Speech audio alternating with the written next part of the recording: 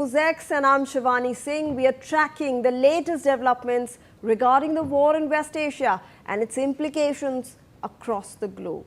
And in the latest updates coming in, multiple airstrikes have struck Iran's Bushehr, the city that houses the crucial civil nuclear energy power plant. Now remember that Bushehr nuclear power plant has already been struck repeatedly this week. Joining us on this broadcast to discuss the latest developments regarding the war are Ambassador Gauri Shankar Gupta, who's a foreign affairs expert and a former diplomat as well, and Major General G.G. Trivedi, who's a defense expert. Thank you so much to the both of you for speaking to NewsX and for taking out your time. We always appreciate it. Let me start off with Ambassador Gupta on this. Ambassador, 1 month into the war, the dynamics has completely changed. We are looking at US deploying more forces. As of March 27th, we have USS Tripoli bringing in 3,500 sailors and Marines into this new central command area of responsibility. We are seeing renewed attacks between the warring factions, and there seems to be no sign of negotiations except for the fact that actors like Pakistan are conducting some sort of a regional dialogue per se that seem to have no impact whatsoever on the negotiation process. Ambassador. Good afternoon, Shivani.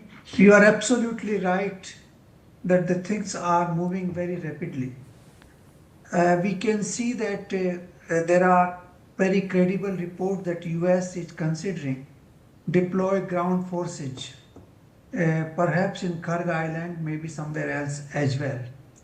On the other hand, Israel is accelerating its attack on Iran, particularly on the nuclear plants. There have been many attacks on Bushehr today, but also Isfahan was one of the targets in the last 2 years. On the other hand, Houthis have also targeted Israel, and so did Iran. Iran also targeted some of the US bases in the region. So the war is actually accelerating. If you see the situation on the ground, in the last 3 days, the war has accelerated considerably. At the same time, there are talks, at least by Pakistani sources, that they are trying to have a meeting of the foreign ministers of Egypt, Turkey and Saudi Arabia in Islamabad. Obviously, the Iran is not involved in this meeting. Iran has also not reported to be favorable to such a dialogue as of now. So far as the two proposals are concerned, 15-point program from US side and 5-point proposal from Iran, there is a totally diametrical viewpoints taken by the two sides. Right. So the situation remains extremely fluid. The Strait of Hormuz still remains partially blocked, though it has been opened for 4-5 countries, that is China, Pakistan, India, Iraq and Russia. So rest of the countries cannot bring their vessels into the Gulf. If they do, they have to seek permission from Iran. Right. So the situation remains quite confused as of now. I apologize, Ambassador. I apologize for interrupting you, but unfortunately there seems to be a paucity of time. We need to move on to some other stories, but I really want to get in an observation from General Trivedi as well before we move on to other stories. General Trivedi, 1 month into the war, we are seeing new entrants like Houthi. We are seeing no negotiations in sight, and now this war has expanded its scope from energy, fuel, people, military infrastructure to now water and desalinization plants also being hit. General Trivedi, I want a very quick answer on this. Unfortunately, we don't have a lot of time. A very quick answer. Firstly, Shivani, wars are very unpredictable and there is always haziness about the fog of war. And this war is no exception. After 30 days, few things are very evident.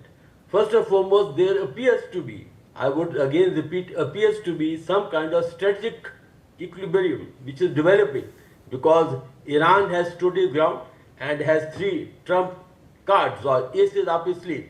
It is controlling the Strait of Hormuz, which has a global impact.